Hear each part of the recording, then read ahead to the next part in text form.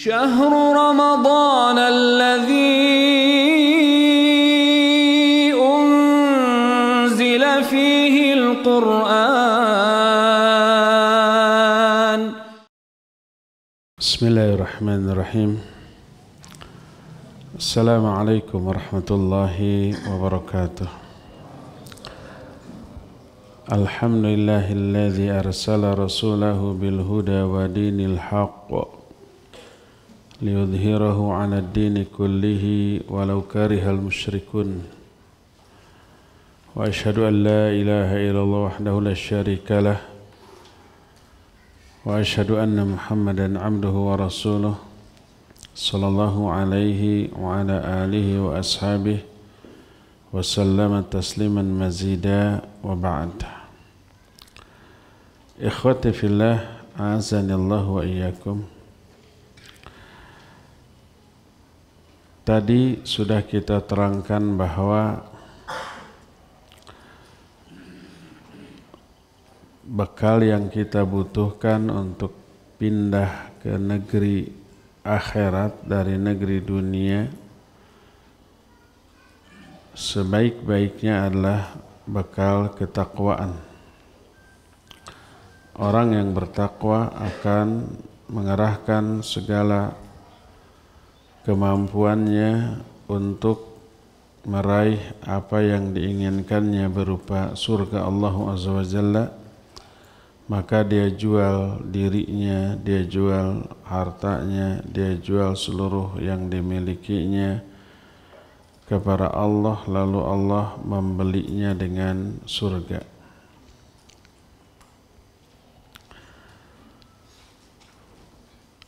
Kita lanjut. Kalau ada yang menyanggah, ini sanggahan ini luar biasa dan bisa melahirkan syubhat. Fa in qila ma dzakartumuhu min hadhil wujuh wa amsalha innama yatimu idza qil innal jannata allati uskinaha Adam wa uhbita minha jannatul khuld allati uiddat lil muttaqin wal mu'minin yaumal qiyamah wa hina idzin yadhharu sirru ihbatihi Adam wa ikhrajihi minha. Apa yang sudah diterangkan tentang kenapa Adam diturunkan ke muka bumi dari surga. Apabila surga yang pernah ditempati Adam, lalu Adam diturunkan dari surga itu adalah surga yang abadi yang diperuntukkan bagi orang-orang takwa dan orang-orang mukmin pada hari kiamat. Ketika itu jelas nampak rahasia diturunkannya Adam dari surga dan dikeluarkannya Adam dari surga. Walakin akan tapi ada sebagian orang ini bukan sembarang orang tapi juga para ulama yang dikenal seperti Abu Muslim. Maksudnya Abu Muslim Al-Asbahani yang wafat tahun 322 Hijriah, seorang ulama Ahlus Sunnah yang biografinya dimuat oleh Imam Az-Zahabi dalam kitab Lisanul Mizan. Juga Munzir bin Sa'ad Al-Baluti dan yang lain-lain.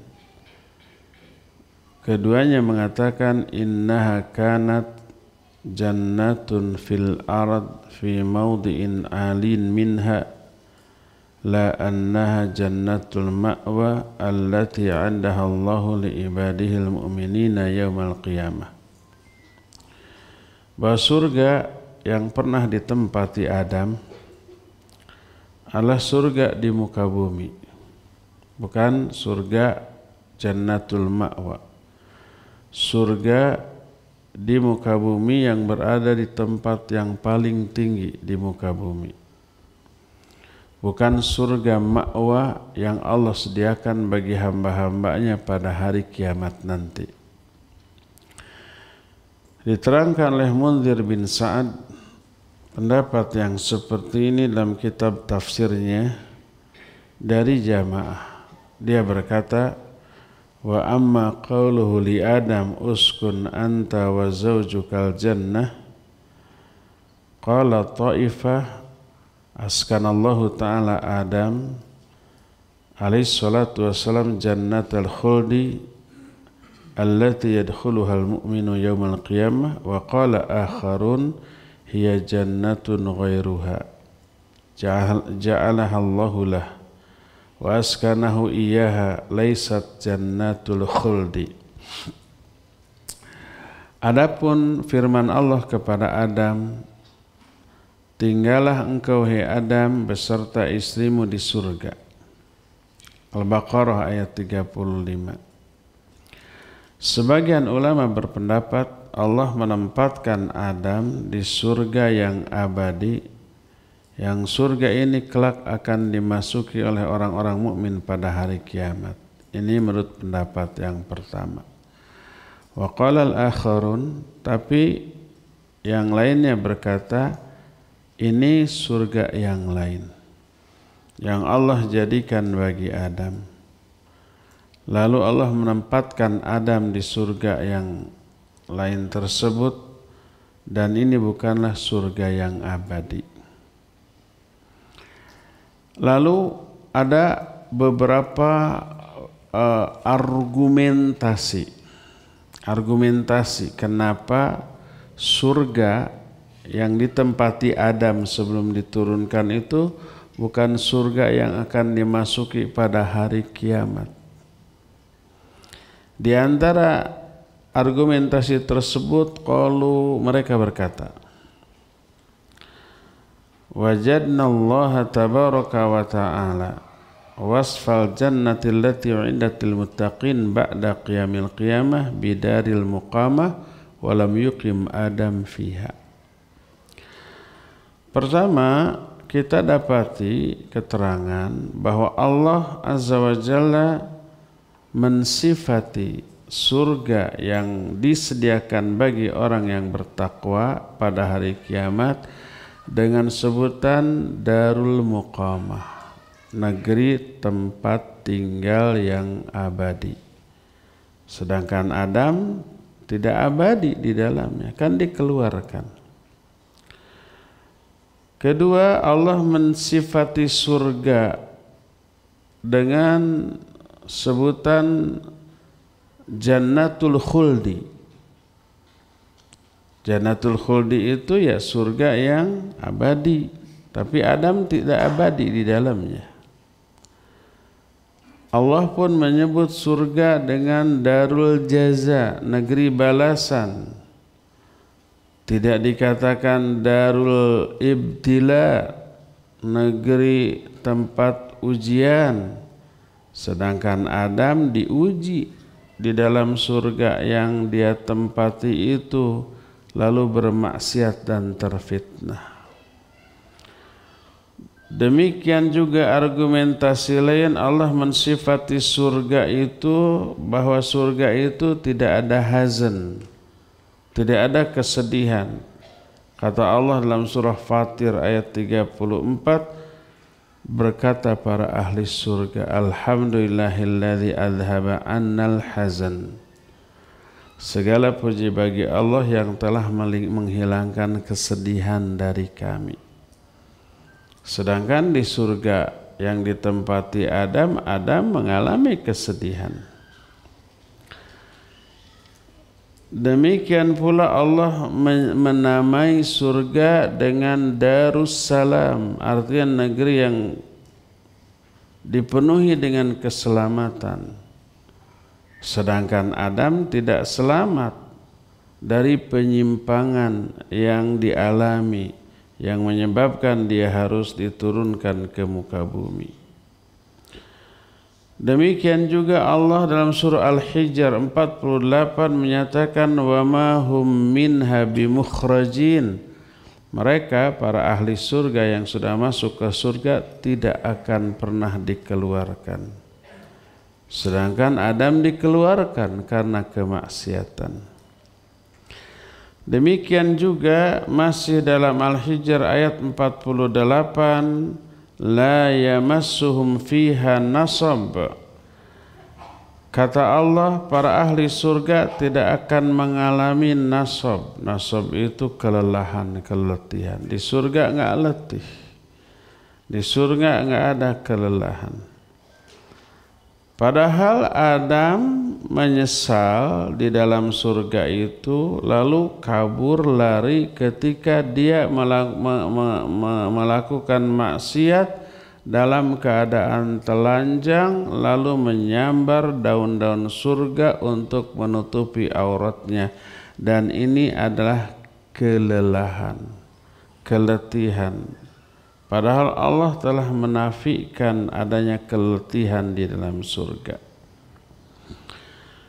Juga Allah mengabarkan bahwa di surga la yusma'u fiha lagun wala ta'thim. Tidak akan terdengar ucapan lagho atau ucapan dosa.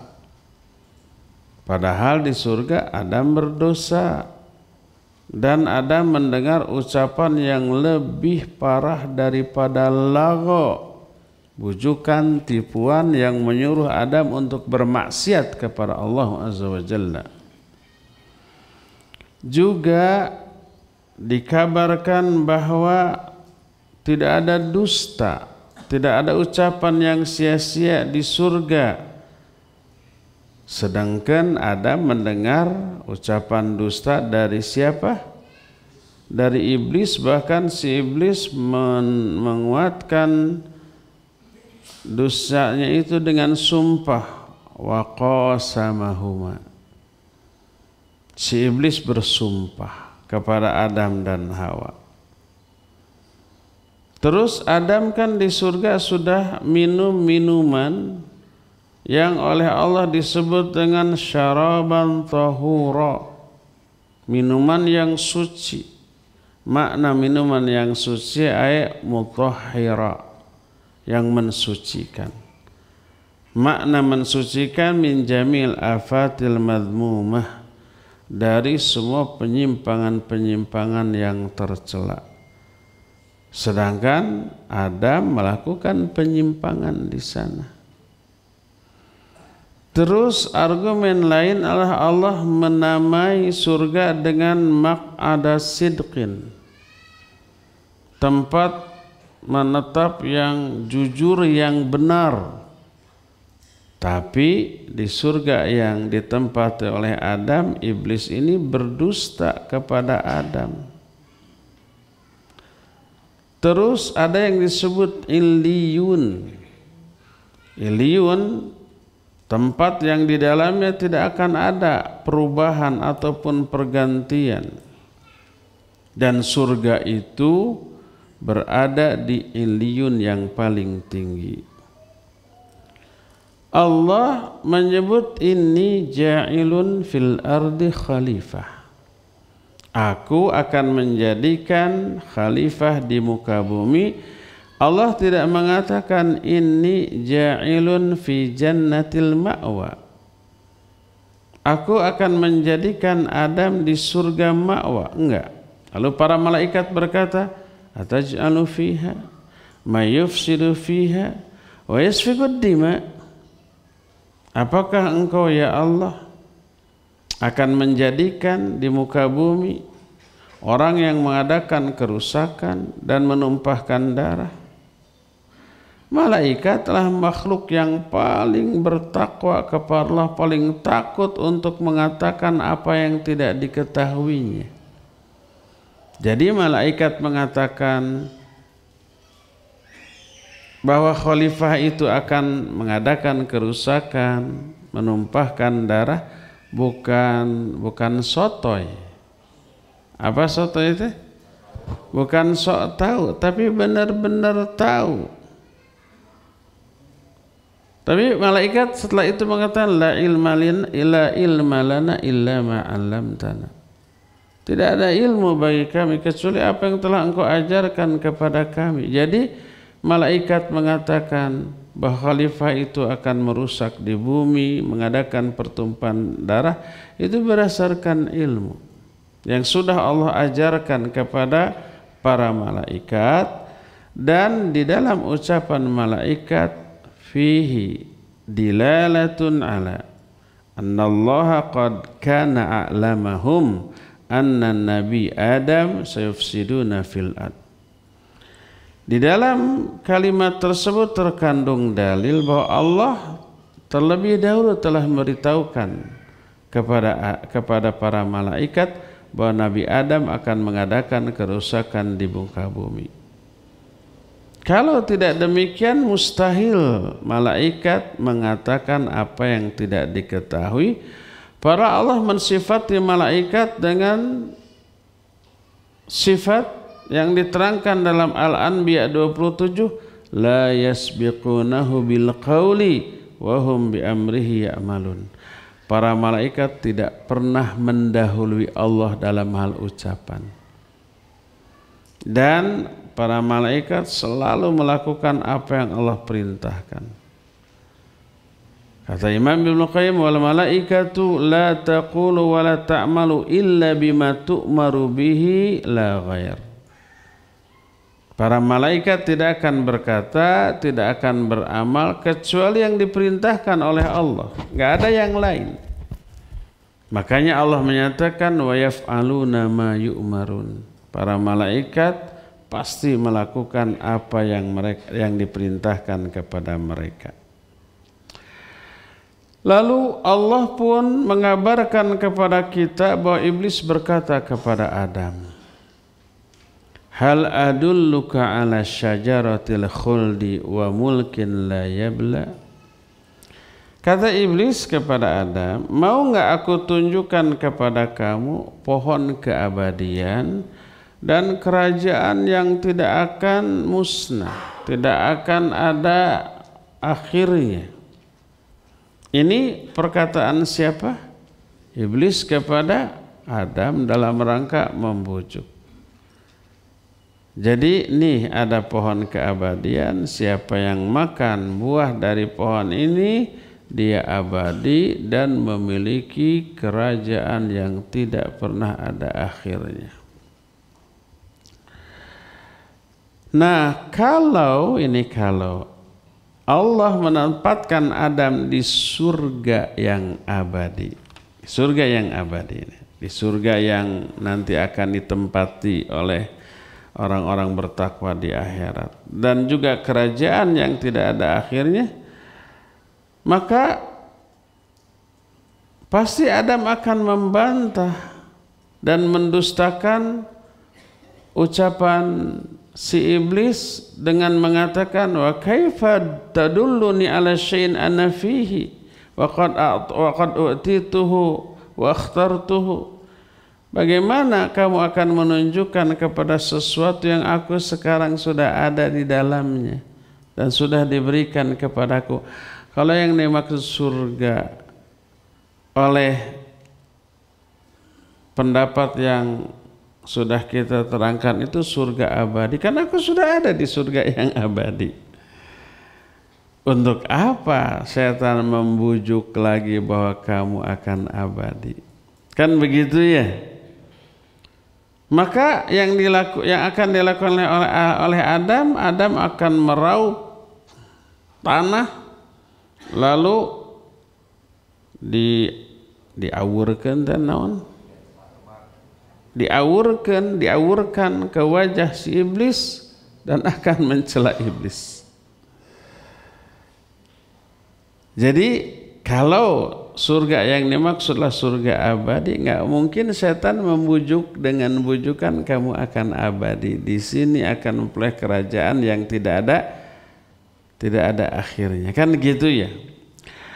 Nah, jadi argumen-argumen ini seluruhnya menunjukkan bahwa Surga yang pernah dimasuki oleh Adam itu bukanlah surga yang kelak akan dimasuki oleh orang-orang takwa pada hari kiamat nanti.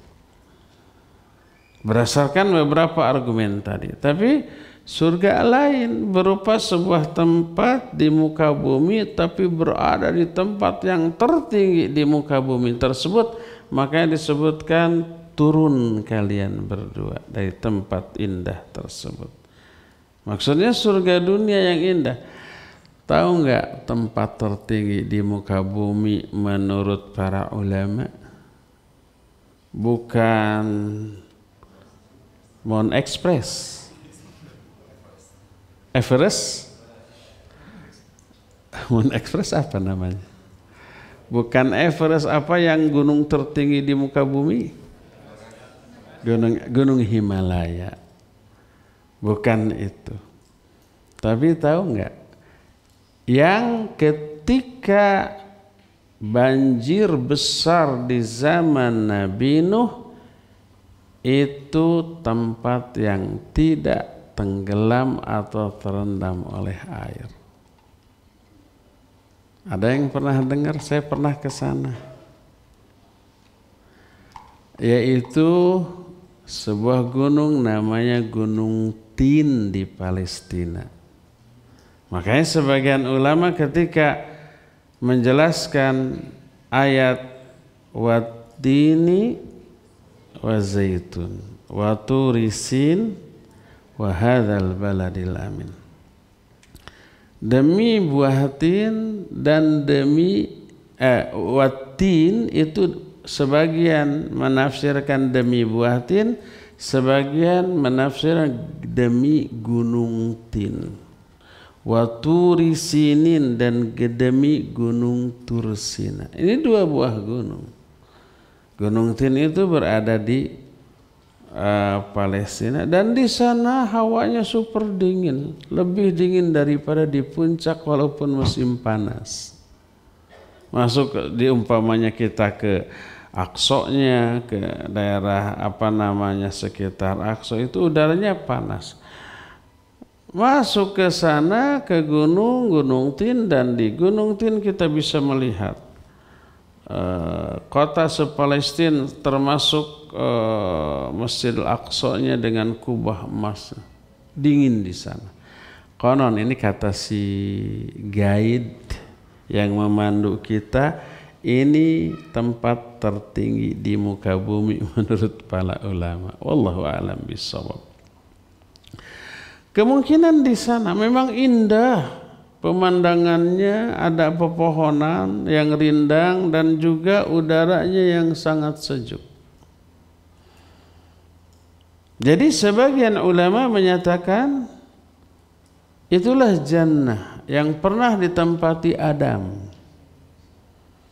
yang kemudian digoda oleh iblis, lalu bermaksiat, lalu diturunkan masih di alam dunia tapi di tempat yang tidak menyenangkan. Itulah jannah yang dimaksud di dalam uskun anta wa zaujukal jannah, bukan jannah di akhirat yang kelak akan dimasuki oleh kaum mukminin pada hari kiamat nanti. Dengan dalil-dalil tadi, masuk akal apa tidak? Ya, masuk akal. Dalil-dalil tadi begitu kuat dan ini bisa menanamkan syubhat bahwa surga yang ditempati Adam yang kemudian tergoda oleh iblis bukanlah surga di akhirat, tapi surga dunia berada di tempat yang paling tinggi. Sebagian menyatakan di Bukit Tin yang tadi disebutkan. Lalu berkata Al-Imam Ibn Qayyim rahmatullahi alaih, walam yukhbirillahu Adam id askanahul jannah annahu fiha minal khalidin. Walau kana fiha minal khalidin lam alama rakana ila qawli iblis wala qabila nasihatahu. Walakinnahu lama kana fi ghairi daril khulud gharrahu bima at'amahu fihi minal khulud faqabila min walau akhbarallahu Adam annahu fi daril khuld thumma syakka fi khabari rabbih lasammahu kafira walamma sammahu asiya lianna man syakka fi khabarillah fahuwa kafir wa man fa'ala ghaira ma amarahu Allahu bihi fahuwa mu'taqidun litasdiq bi khabari rabbih fahuwa asin wa innama sammallahu Adam asiyan wa lam yusammihi kafira. Allah Azza wa Jalla tidak memberitahukan kepada Adam bahwa dia akan abadi di surga tersebut. Karena seandainya dia mengetahui bahwa dia abadi di surga tersebut, maka dia tidak akan cenderung kepada godaan iblis. Betul apa benar? Nah, dia cenderung tergoda oleh iblis itu bahwa kalau kau makan buah pohon ini akan abadi, menunjukkan Adam tidak tahu bahwa dia akan abadi di tempat itu. Jadi kalau dia tahu abadi, nggak akan terjebak oleh rayuan iblis dan tidak akan menerima nasihat iblis. Akan tetapi karena Adam walakin lamma kana fi ghairi daril khulud, tapi karena Adam ini tetap atau tinggal atau berdiam di negeri yang tidak abadi, yaitu negeri dunia ini, ya, maka dia tergoda untuk mencicipi makanan yang bisa menyebabkan dia abadi. Lalu dia menerima hasutan iblis. Seandainya Allah mengabarkan kepada Adam bahwa dia itu akan tinggal abadi di negeri itu, terus ragu terhadap informasi dari Allah, maka bisa dianggap kafir, ya enggak? Tidak akan disebut dengan sebutan maksiat. Sebab siapa orang yang ragu terhadap berita dari Allah, dia kafir.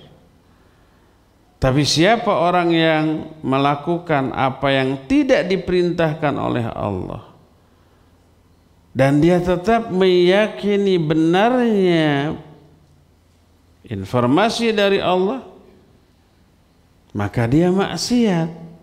Dan Allah menamai Adam perbuatannya dengan sebutan maksiat dan tidak menamai Adam dengan sebutan kafir. Tak ada ayat yang menyatakan Adam kafir karena melanggar perintah Allah. Tapi disebut fa'asa rabbahu.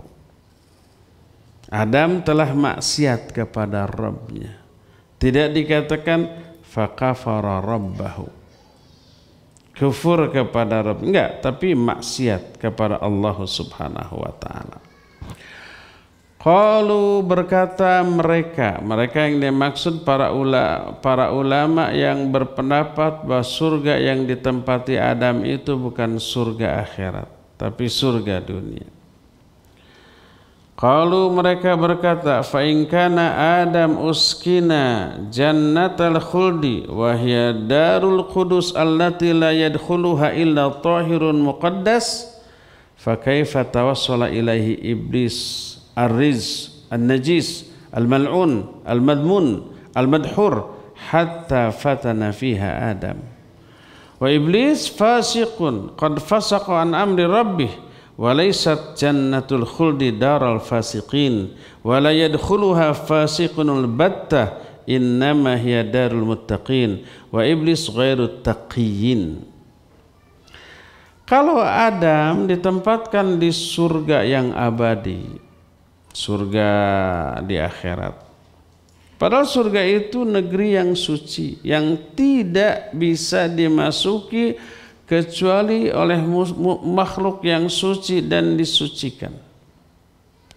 Maka bagaimana mungkin iblis bisa masuk, bisa berkomunikasi? Iblis yang najis, yang mal'un, yang terlaknat, yang tercela, yang terhina, sampai bisa memfitnah Adam, menggoda Adam. Iblis itu masuk makhluk yang fasik. Dia telah fasik kepada Allah. Fasajadu illa iblis kana minal jinni fafasaqa an amri rabbih. Ketika Allah menyuruh para malaikat sujud, semua malaikat sujud. Ketika iblis disuruh sujud, enggak mau sujud. Kata Allah, kana minal jinni. Iblis itu bangsa jin, fafasaqa an amri rabbih, dia fasik terhadap perintah Allah. Iblis itu makhluk yang fasik. Sedangkan surga bukan tempat orang fasik atau makhluk fasik. Dan surga tidak akan dimasuki oleh makhluk fasik sama sekali. Karena dia negeri orang-orang bertakwa, sedangkan iblis bukanlah makhluk yang bertakwa. Terus sangat jauh sekali iblis bisa masuk ke surga. Apalagi firman Allah kepada iblis dan juga kepada Adam. Kepada iblis Allah berkata, ihbit minha fama yakunu laka an tatakabbara fiha. Turun kamu dari sini, enggak layak kamu takabur di dalamnya. Jadi menunjukkan si iblis ini takabur. Dan takabur ini adalah sifat yang menyebabkan makhluk yang memilikinya tidak layak untuk berada di surga. Itu surah Al-A'raf ayat 13. Lalu setelah itu mereka berkata, ayufsahu lahu ayyuraqya ila jannatil ma'wa fawqa sama'is sabi'ah ba'da sakhati wal ibadillahu bil utwi wal istikbar. Apa mungkin dibolehkan bagi iblis untuk naik ke surga ma'wa yang berada di langit yang ketujuh setelah si iblis ini dimurkai dan dijauhkan dari surga tersebut, lalu bisa masuk dengan membawa karakter utu dan istikbar. Utu itu durhaka, istikbar itu takabur. Dan ini bertolak belakang dengan firman Allah, ihbit minha fama yakunu laka an tatakabbara fiha. Turun kamu, enggak layak kamu takabur. Nah, jadi ini yang menyebabkan sebagian ulama menyatakan bahwa surga yang pernah dimasuki oleh Adam, lalu Adam tergoda oleh iblis di surga tersebut, bukanlah surga yang kelak akan dimasuki oleh orang-orang bertakwa pada hari kiamat, tapi surga lain. Sebuah tempat di muka bumi, tapi di tempat yang paling tinggi. Dan itu indah, dan itu nyaman, menyenangkan. Di sanalah lalu Adam tergoda oleh hasutan iblis, lalu dimurkai, diusir dari tempat itu, kemudian dipindah ke tempat lain sebagai hukuman kepada mereka. Nah, itu ada dan banyak lagi beberapa argumen lain yang menyebabkan mereka tambah yakin surga yang pernah dimasuki Adam bukanlah surga yang kelak akan dimasuki oleh orang-orang bertakwa pada hari kiamat. Itu argumentasi orang-orang tersebut kuat apa lemah? Kuat ya, bisa dibantah? Enggak bisa. oleh para ulama. Kalau oleh kita tidak, ya, oleh kita tidak. Bagaimana cara menjawab seluruh argumentasi tadi sehingga tidak menjadi syubhat bagi kaum muslimin? Maka jawaban atau bantahan terhadap argumentasi tadi itu secara rinci satu persatu. Berkata Imam Ibnu Qayyim, fal jawabu ayyuqal.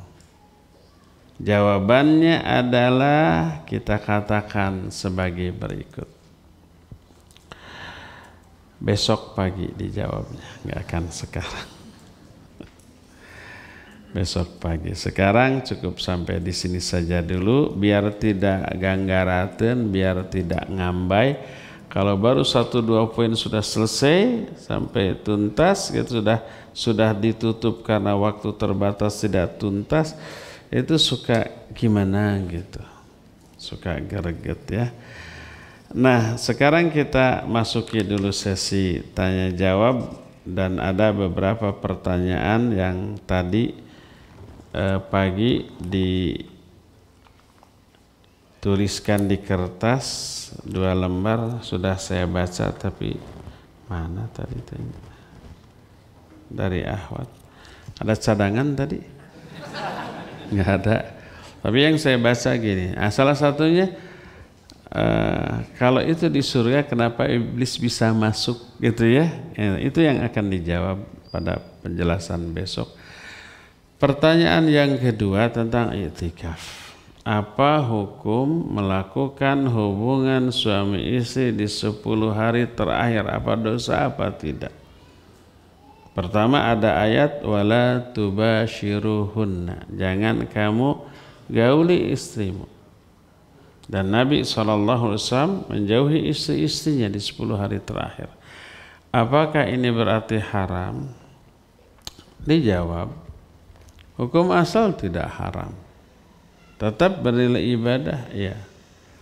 Adapun ayat tadi khusus untuk yang i'tikaf. Ketika kita i'tikaf kena larangan.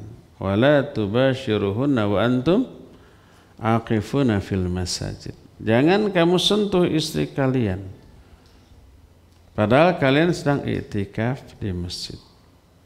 Maka tidak boleh bagi yang i'tikaf melakukan hubungan dengan istrinya. Kedua, adapun Nabi SAW ketika masuk 10 hari terakhir beliau kencangkan tali sarungnya dalam arti menjauhi istri-istrinya tadi karena mau i'tikaf dan ini sunnah. Adapun kalau orang tidak i'tikaf, baik karena ada uzur atau memang karena nggak kuat, harus 10 hari berdiam diri ibadah di masjid gitu ya, akhirnya nggak i'tikaf. Atau karena ada uzur tentu, mungkin bekerja, mungkin kondisi di rumahnya tidak bisa ditinggalkan, maka dia tidak i'tikaf. Lalu di 10 malam terakhir itu menggauli istrinya tiap malam, sehari 3 kali, semalam 3 kali. Dosa apa tidak? Tidak dosa. Ini pengantin baru. Maka tidak dosa, tetap beribadah ya. Terus bagaimana kalau yang i'tikaf melakukan hubungan, dosa enggak? Dosa kalau itu di masjid. Dua-duanya i'tikaf, satu tenda gitu, lakukan hubungan.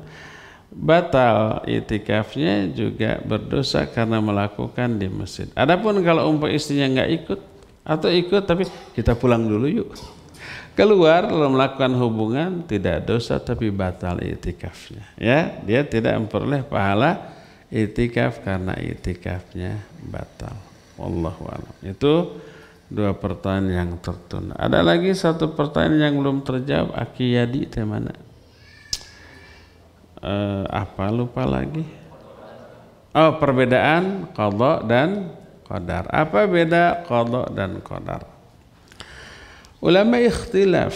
Ada yang ikhtilaf tanawu, ada yang ikhtilaf talad. ketika menerangkan perbedaan antara qada dan qadar.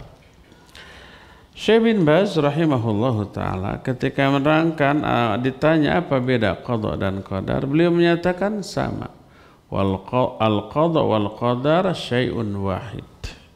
Qada dan qadar itu satu hal yang sama. Disebutnya muradif. Bahasa kitanya sinonim, persamaan kata. Qada adalah qadar, qadar adalah qada. Ini pendapat yang pertama. Pendapat yang kedua menyatakan idza ijtama iftaraqa wa idza iftaraqa ijtama. Istilah qada dan qadar dua istilah yang bila dua-duanya berkumpul, bertemu di dalam satu kalimat, maka maknanya berbeda. Tapi bila kedua-duanya terpisah, qada dipakai di satu kalimat, qadar dipakai di kalimat lain, maka maknanya menjadi sama. Maknanya sinonim, persamaan kata. Dan dua kata yang seperti banyak seperti iman dan Islam, albir dan at-taqwa gitu ya. Kemudian apalagi kalau taufik dan hidayah seperti itu. Kalau dua-duanya bertemu, umpamanya Islam dan iman di satu kalimat, maka berbeda maknanya. Islam adalah amalan-amalan lahir saja, iman adalah amalan-amalan batin saja. Tapi kalau umpamanya dua-duanya terpisah, Islam dipakai tersendiri, iman dipakai di kalimat lain, makanya maknanya sama. Islam adalah iman, iman adalah Islam, maknanya amalan lahir dan batin secara menyatu kedua-duanya. Nah, sama dengan albir dan at-taqwa. Albir sinonim dengan taqwa bila dua-duanya terpisah. Tapi kalau dua-duanya bertemu, wa ta'awanu 'alal birri wat taqwa, maka albir maknanya adalah melaksanakan seluruh perintah Allah. At-taqwa artinya menjauhi semua larangan Allah Azza wa Jalla. Berbeda. Demikian juga qada dan qadar. Kalau terpisah maknanya sama. Tapi kalau umpama bertemu dalam satu kalimat, umpamanya kita wajib beriman kepada qada dan qadar Allah. Bertemu dalam satu kalimat maka maknanya berbeda. Di mana letak perbedaannya? Ulama kemudian berbeda dengan perbedaan yang tadad. Yang satu menyatakan al-qadha adalah ketetapan Allah yang azali, yang sudah Allah tetapkan 50.000 tahun sebelum Allah menciptakan langit dan bumi dan tertulis di Lauhul Mahfuz. Itu qadha. Adapun qadar adalah ketetapan Allah ketika itu terjadi. Makanya dikatakan in asabaka syai'un fala taqulanna in in fa'altu kadza law kuntu kadza lakana kadza walakin qul qadarullah wa masya'a. Kalau kamu ditimpa suatu musibah, jangan kamu katakan, "Duh, coba seandainya saya tadi begini maka akan begitu. Seandainya tidak begini, tidak akan begitu." Nggak boleh mengatakan, tapi katakanlah qadarullah. Ini adalah qadar Allah. Wa masya'afal. Dan apa yang Allah kehendaki pasti dia lakukan, pasti terjadi. Nah, itu menunjukkan makna qadar adalah ketetapan Allah ketika itu sudah terjadi. Intinya sama ketetapan Allah. Hanya qadha itu yang sudah ditetapkan di awal di Lauhul Mahfuz, dan itu terjadi 50.000 tahun sebelum Allah menciptakan langit dan bumi. Dan al-qadar adalah ketetapan Allah ketika itu terjadi, ketika peristiwa itu terjadi. Ini penjelasan sebagian ulama. Sebagian lagi menyatakan sebaliknya, qadar adalah ketetapan Allah yang ajali. Sedangkan qadha adalah ketetapan Allah ketika itu terjadi, ya. Nah, ini pendapat yang ketiga. Pendapat yang keempat menyatakan tidak perlu sibuk-sibuk membedakan qada dan qadar. Yang penting adalah mengimaninya. Baik itu qada ataupun qadar, itu adalah takdir Allah secara keseluruhan yang wajib kita imani. Demikianlah perbedaan antara qada dan qadar. Wallahu a'lam bissawab. Ada pertanyaan lain? Silakan. Tuh yang belum tuh.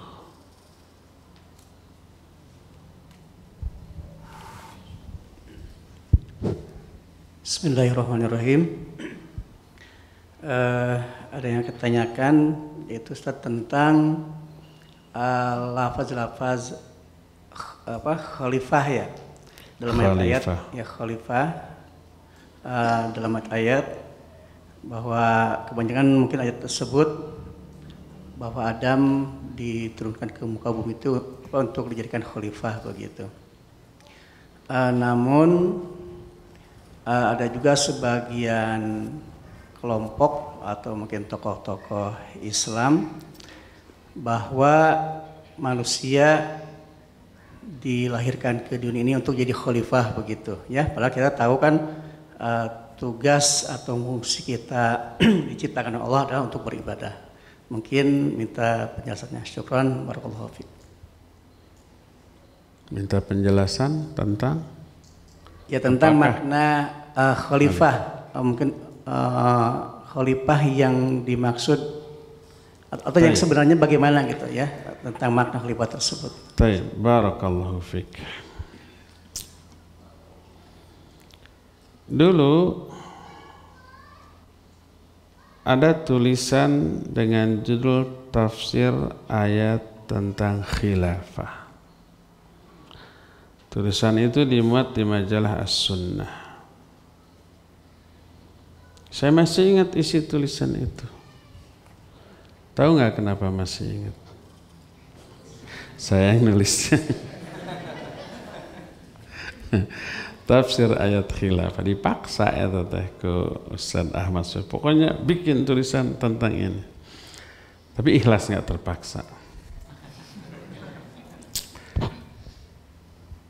Kita ambil beberapa kitab tafsir, tafsir Imam Al-Qurtubi, tafsir Imam Ibnu Katsir, tafsir Imam Ibnu Jarir At-Tabari, yang terakhir tafsir As-Sa'di, Syekh Abdurrahman As-Sa'di.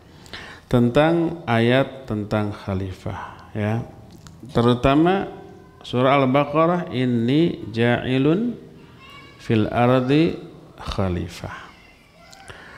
Apa makna khalifah? Secara bahasa khalifah itu pengganti. Dan manusia disebut sebagai khalifah Allah di muka bumi, maknanya menggantikan peran Allah Azza wa Jalla di muka bumi untuk memakmurkan bumi. Itu intinya. Imam Al-Qurtubi rahimahullah dalam kitab tafsirnya, ayat ini adalah ayat khabariyah bimaknal amr. Ayat khabariyah itu ayat yang berupa informasi. Informasi tapi dengan makna perintah. Inni ja'ilun fil ardi khalifah, ini informasi.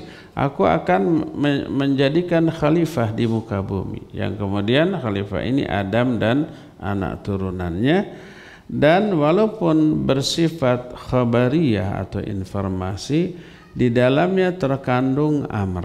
Amr itu perintah kepada Adam dan turunannya untuk menggantikan peran Allah di muka bumi, mengatur, memakmurkan muka bumi ini dengan aturan yang sudah Allah turunkan.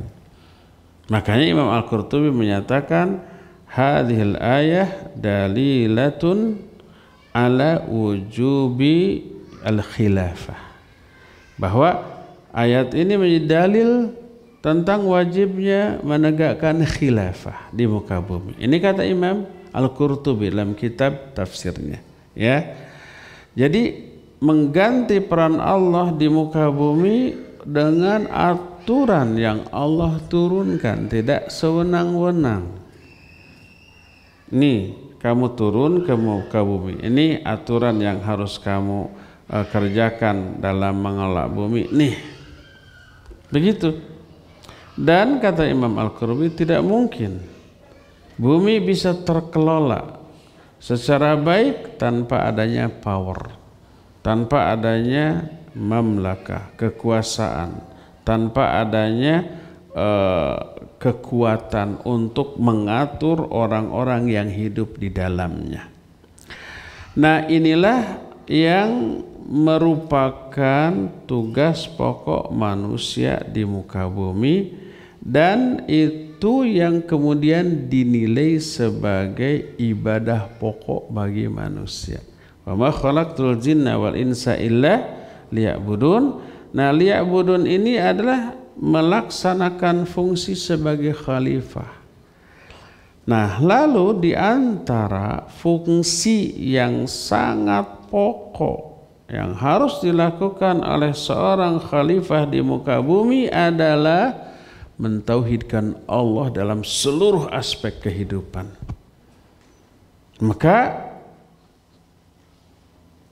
tujuan pokok penguasa mengatur rakyat yang dipimpinnya adalah agar rakyat ini beribadah kepada Allah dengan cara mentauhidkannya dalam seluruh aspek.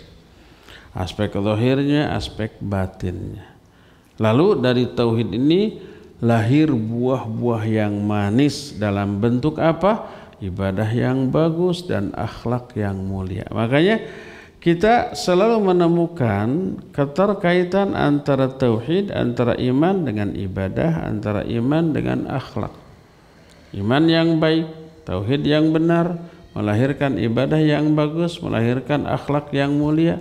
Man kana yu'minu billahi wal yawmil akhir falyaqul khairan aw liyasmut, falyukrim dhaifah, falyukrim jarahu, gitu.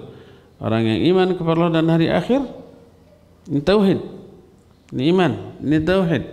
Adalah akhlaknya mulia. Kalau bicara yang baik, kalau nggak bisa bicara baik, diam. Kalau ada tamu, muliakan. Kalau bertetangga, muliakan tetangga. Ini akhlak. Akhlak itu aplikasi nyata atau buah nyata dari adanya tauhid. Nah, khalifah itu harus mampu menegakkan ini, menegakkan tauhidullah agar lahir ibadah yang bagus, agar lahir akhlak yang bagus, dan bagusnya akhlak akan menciptakan persatuan dan kesatuan. Karena semua akhlak yang baik mengundang simpati dan rasa suka orang kepada orang yang berakhlak baik itu, ya. Kalau sudah suka, sudah simpati, sudah senang, akhirnya dekat, akhirnya akrab, akhirnya bersahabat, akhirnya bersaudara, udah lahir persatuan dan kesatuan. Makanya Al-Ghazali dalam Ihya Ulumuddin yang kemudian dikukuhkan oleh Al-Maqdisi dalam kitab Mukhtasar Minhajul Qasidin, ini ikhtisar dari kitab apa tadi? Ihya Ulumuddin. Dalam bab Al-Ulfah wal Ukhuwah dikatakan, i'lam rahimakallah annal ulfata thamratu husnil khuluq. Ketahuilah wahai saudaraku bahwa ulfah, persatuan, itu buah dari akhlak yang baik. Li'anna husnul khuluq yusmiru tahaba wa ta'allufa wa tawafuqa. Karena akhlak yang baik melahirkan rasa kasih sayang, persatuan dan kesatuan. Wal furqah thamratu su'il khuluq. Dan firqah, perpecahan, buah dari akhlak yang buruk. Lianna su'al khuluq yuthmiru tabaghudha wa tahasuda wa tadabura. Karena akhlak yang buruk melahirkan saling benci, saling hasad, dan saling memusuhi. Jadi kalau ada orang yang nyebelin karena akhlaknya buruk, gimana perasaan kita ke dia? Sebel ya, benci ya, ngewa gitu. Benci, apa istilah lain selain benci dalam bahasa Indonesia? Kesel, sebel. Kalau bahasa Sunda banyak.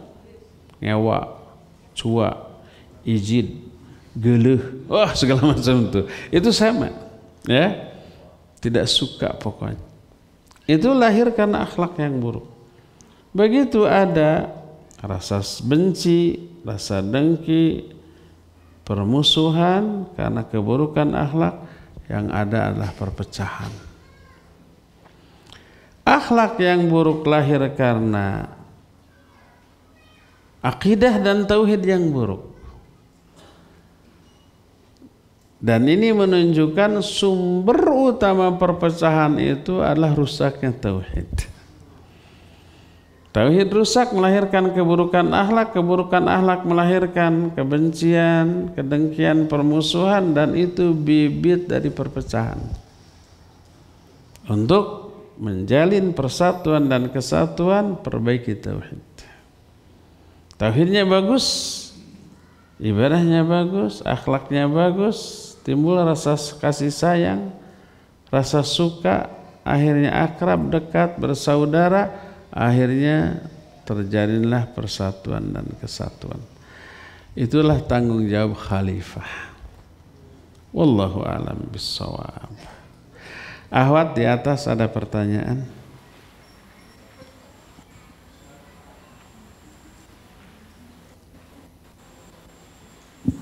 Silakan. Assalamualaikum Ustadz. Waalaikumsalam. Mungkin pertanyaan ini sempat dijelaskan di kajian-kajian sebelumnya, cuman saya lupa. Takdir yang sudah Allah tetapkan terhadap diri seseorang itu seperti Allah takdirkan seseorang lahir dari keluarga non-muslim, orang yang dilahirkan dari keluarga yang miskin dan sebagainya, itu bisa dirubah tidak gitu dengan doa atau ikhtiar. Terus apakah seseorang itu pi surgaeun atau pi nerakaeun teh udah ditetapkan gitu? Terus ada suatu amalan yang keutamaannya bisa memanjangkan umur. Nah, itu maksudnya gimana, Ustaz? Baik, barakallahu fik. Iya, katingali orang Sunda nata.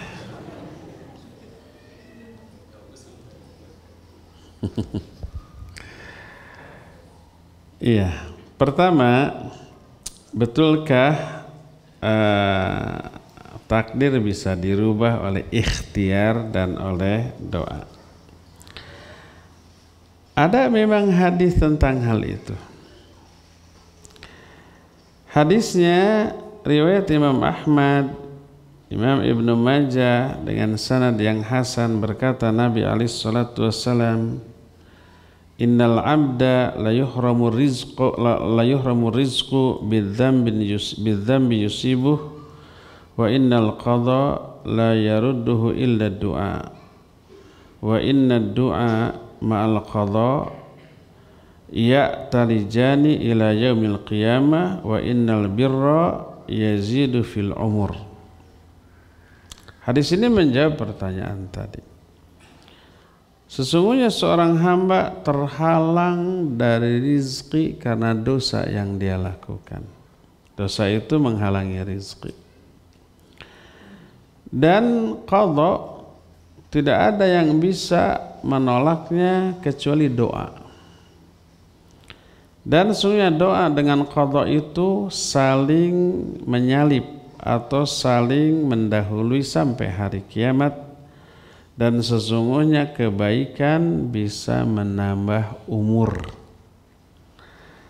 Dari hadis ini, pertama, kita bisa ambil faidah bahwa dosa bisa menghalangi sampainya rizki.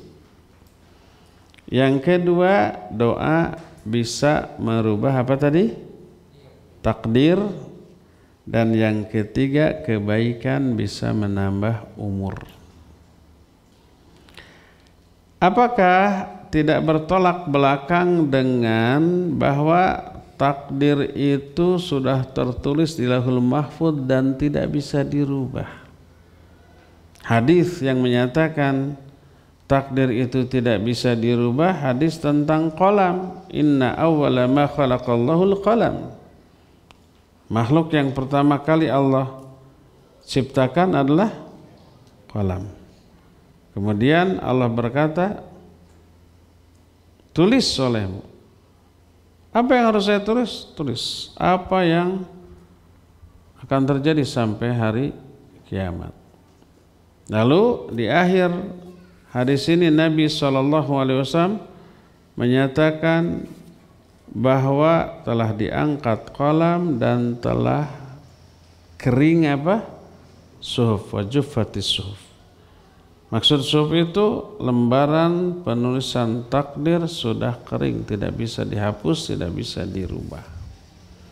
Apakah dua keterangan ini saling bertolak belakang? Tidak, bahkan saling melengkapi dengan penjelasan yang rinci.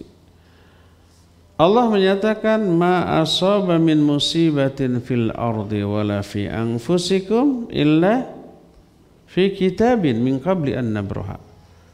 Tidak ada musibah yang terjadi di muka bumi atau yang menimpa kalian kecuali semua itu sudah tertulis di Lauhul Mahfuz sebelum kami menciptakan alam jagat raya ini. Jadi semua yang terjadi sudah tertulis dan tidak akan bisa dirubah. Lalu apa yang dimaksud dengan doa bisa merubah takdir? Ini salah terjemahan, bukan merubah tapi menolak.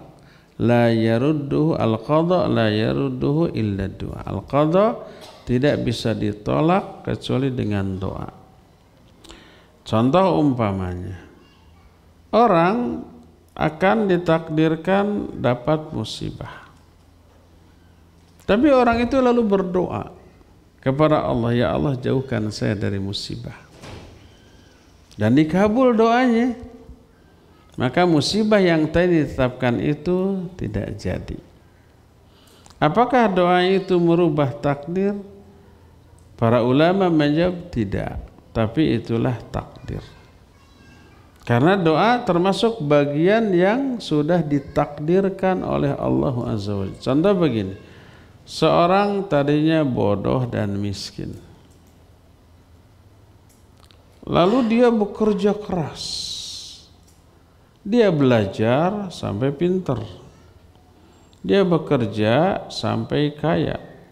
Selain belajar dan bekerja, dia berdoa dan dimudahkan. Akhirnya yang tadinya bodoh dan miskin berubah menjadi kaya dan pintar.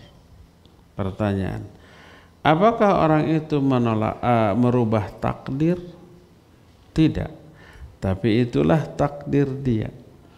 Awalnya Allah mentakdirkan dia bodoh dan malas, lalu Allah kasih hidayah.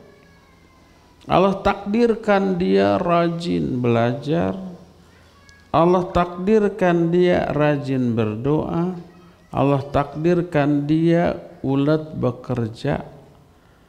Lalu Allah mudahkan semuanya, lalu berubahlah keadaannya menjadi pintar. Allah takdirkan dia pintar, Allah takdirkan dia kaya. Jadi doa dan ikhtiar termasuk bagian yang Allah takdirkan juga. Sudah kita jelaskan bahwa tidaklah Allah mentakdirkan sesuatu kecuali Allah takdirkan juga bersama sesuatu itu sebab-sebabnya. Makanya Imam Ibnu Qayyim rahimahullahu ta'ala menyatakan hidup ini hanya berpindah dari satu takdir ke takdir yang lain. Seperti umpamanya kita lapar karena tidak makan, itu takdir Allah. Lalu kita berusaha makan, akhirnya kenyang. Dua-duanya takdir Allah.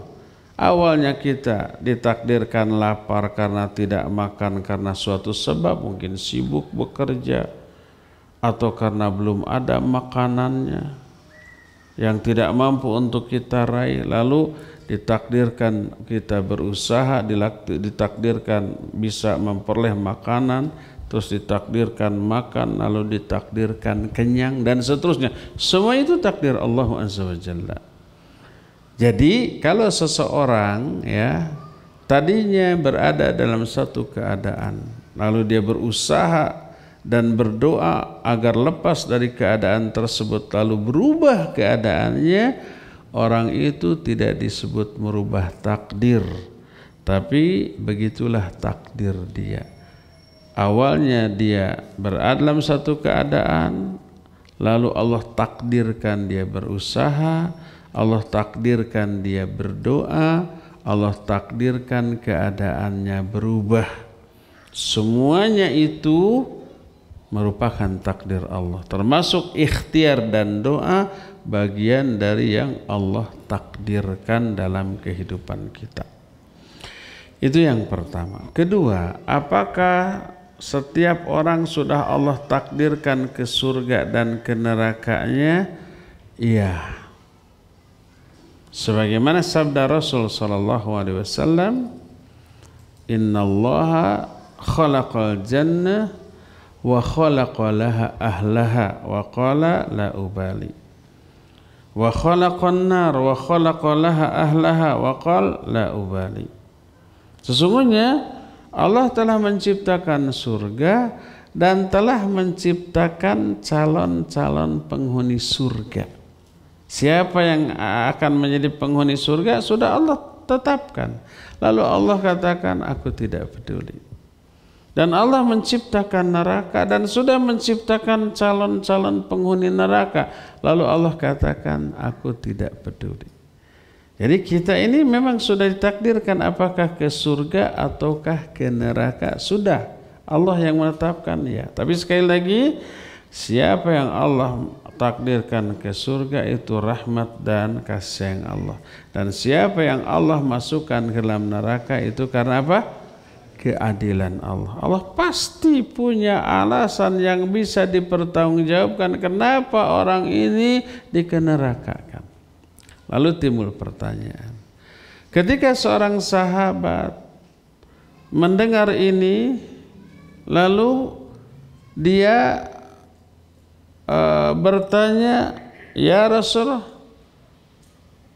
wahai Rasulullah, ala madzal amal? Lalu atas dasar apa kita beramal? Kalau memang sudah ke surga ke neraka, ya sudah ditentukan, untuk apa beramal? Kalau umpamanya kita ditakdirkan ke neraka, percuma sekarang ibadah, bertauhid, amal soleh, akhirnya ke neraka, gitu ya. Terus kenapa kita beramal?